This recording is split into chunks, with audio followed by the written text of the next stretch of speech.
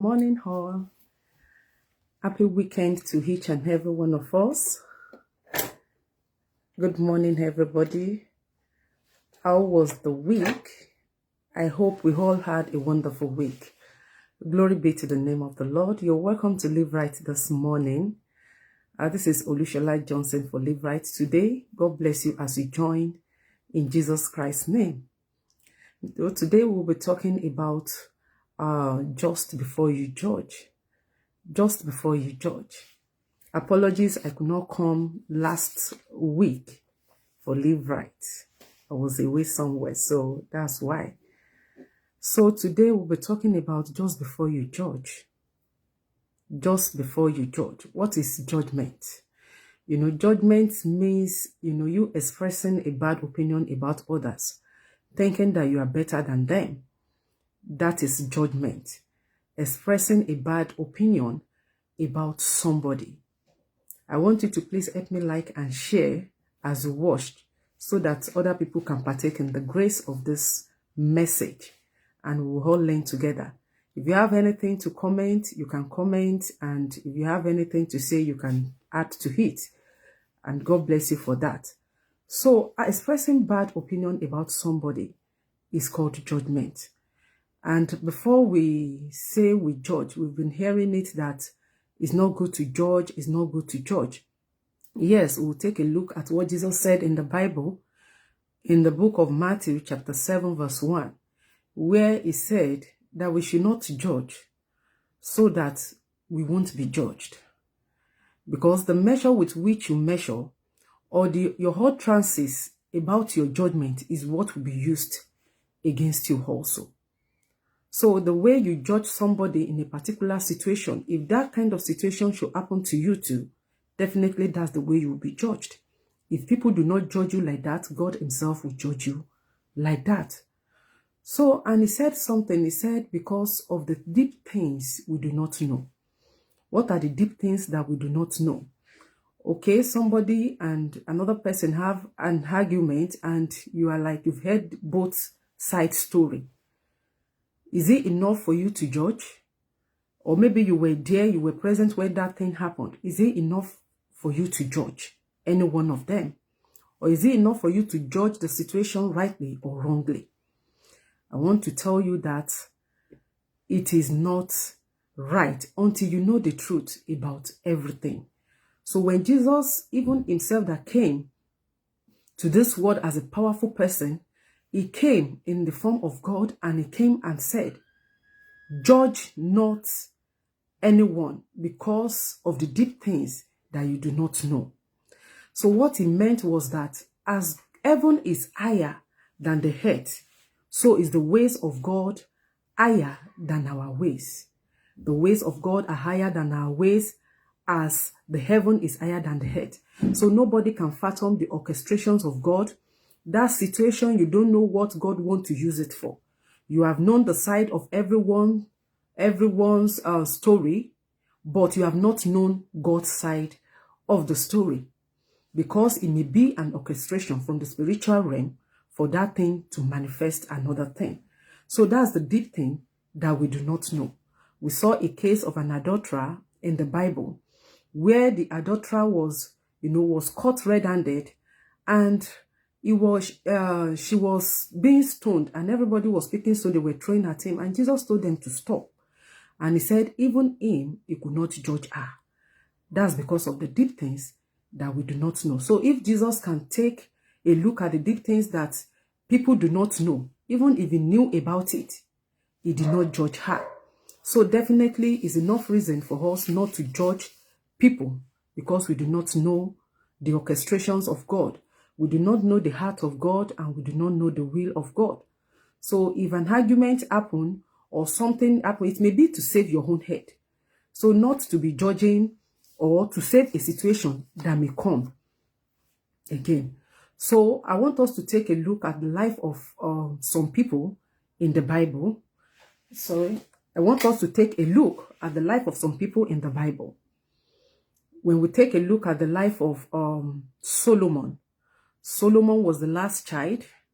David killed Uriah to take Bathsheba, the wife And God still gave that Solomon wisdom above all.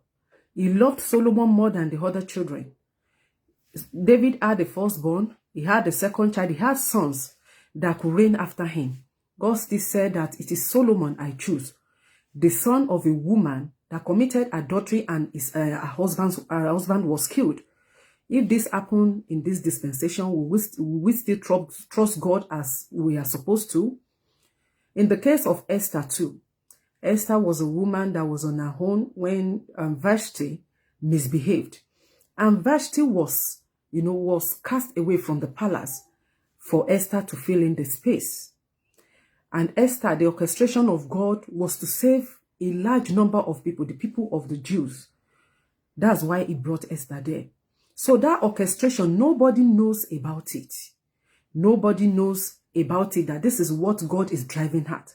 But it's for only the people that follow the spiritual, the spiritual way of the Lord, those people that are sensitive, that we know that this is the orchestration of the Lord. But if it is this dispensation, it will be said of Esther to leave the house for Vashti to refill.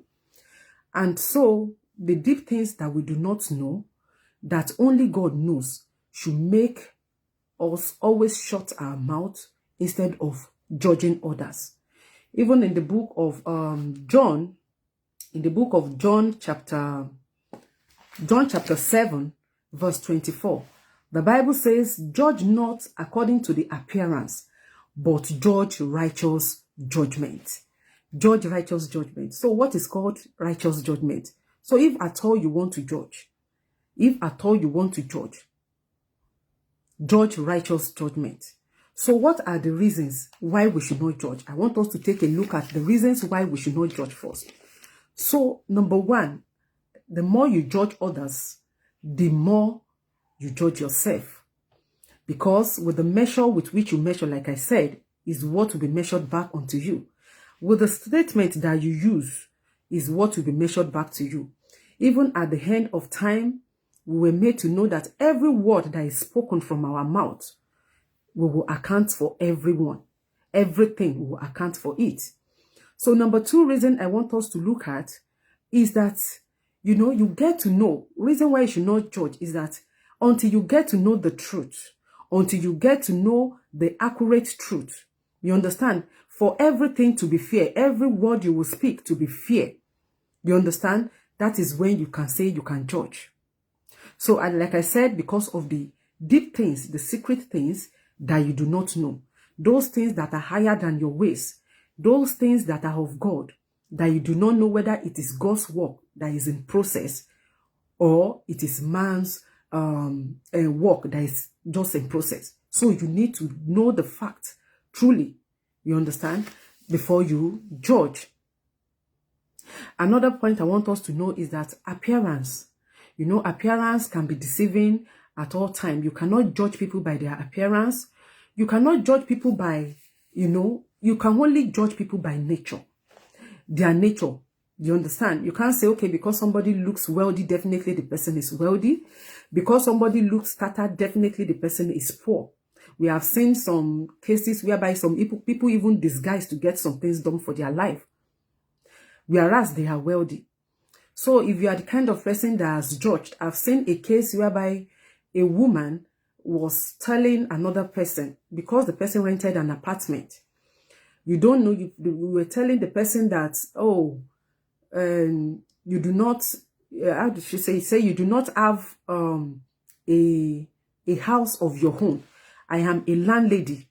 Whereas the person has many houses, but you do not know the reason why the person rented an apartment in another place. You started judging.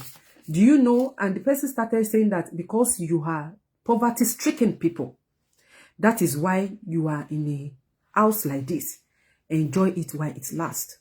Do you know such person is driving the judgment of being driven backward for his or herself?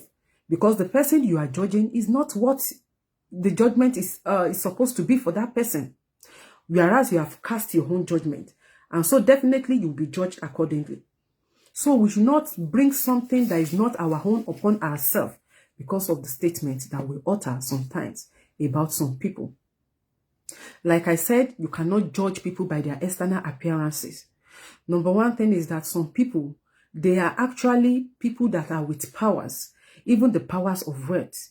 On a normal ground, even angels see them as wealthy people, but humans may not see them as wealthy people. It's not written on the head. Likewise, is a person that is a witch is not written on their head. So you calling somebody a witch while it's not written on the head. What if the person is truly a witch or is not a witch? How did you know and how did you see it? Except you are given the gift to know the things of the Lord. The Bible has made us to know that the secret of the Lord is with his own people. The only thing that can make you to be fair about what you say is by driving close to God, so that you can know the secret things of the Lord, at least to some level. God will make you to know some secret things, so that whatever you say, whatever you utter, it will be fair. It will be fair enough even for your life and for your destiny. Another point I want you to know is that you do not know the pain and sorrows that people are passing through. You do not know the pain and sorrow people are passing through.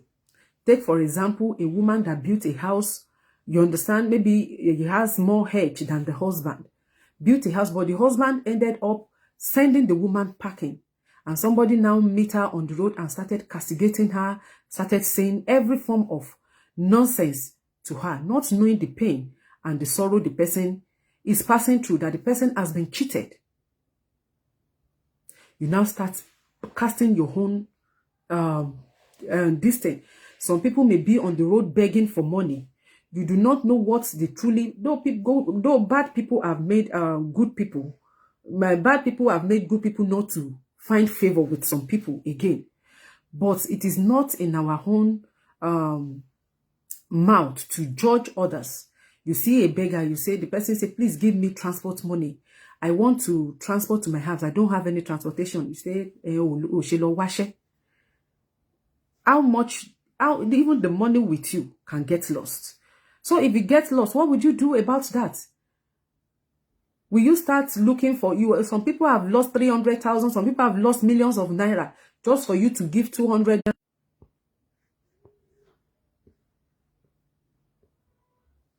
Sorry for the interruption. Just for you to give a small amount of money to somebody, you start castigating. So sometimes we do not know what people pass through. We do not know the pain and the sorrow they pass through. So if you cannot do, it's better you keep your mouth shut, or you keep your money to yourself, or you keep your things to yourself. Somebody beg you for clothes. You say you don't have this thing to, you don't have and to go and work for yourself. So it's better if you cannot do, it's better you keep your mouth shut. And another point I want us to know is that you do not know what destiny holds for anyone in life. Destiny may be at work in the life of people. You know, when destiny is at work, you know, how life treats us is based on faith, which is destiny, and is based on how we live our life. Either we are living rightfully or we are living wrongly. We are living rightly or we are living wrongly. So we don't know what is at work in the life of people. Destiny that is at work in the life of someone that, you know, take a look at when Jesus met a woman at the well, and he told her that you have married 5 husbands, that the last one is not your husband. So when he said that, what was at work in the life of that person? It was destiny. Look at the man that was blind from birth. Jesus met him. Everybody could have been saying, even the disciples, they told Jesus, they said, who sinned? Is it the sin of this man that is so much like this, that he was born blind, or is his parents' sin?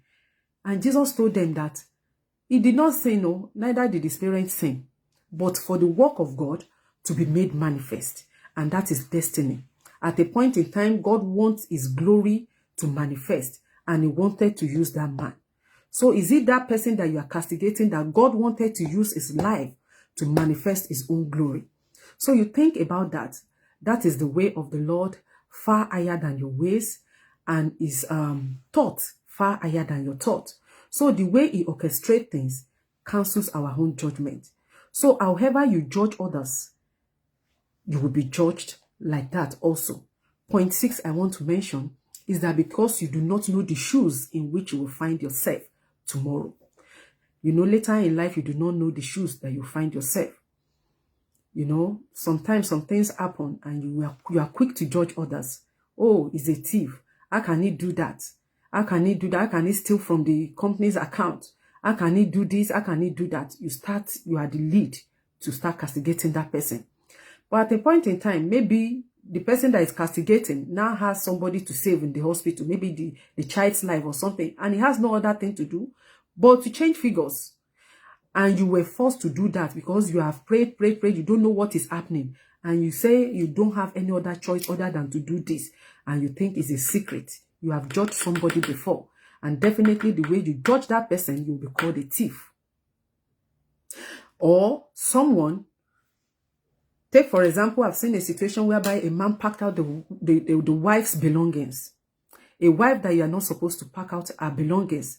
You pack out her belongings, and the moment the person went to the office, they sent him out of the office too. Can you see that? The way he judged others is another reason you judge your wife for. And it's another reason they judge you for in the distance. But the thing still aligned. You send somebody packing and another person sent you packing. Another case, a man that sent somebody packing out of the house, say you did not maintain my house very well, and made the person homeless. Say go and look for another house. And the person find himself in another state. Had to rent house because he could not build there. And when he got there, they sent him packing one day. And this is a pastor. And he was asking God, why should this thing happen?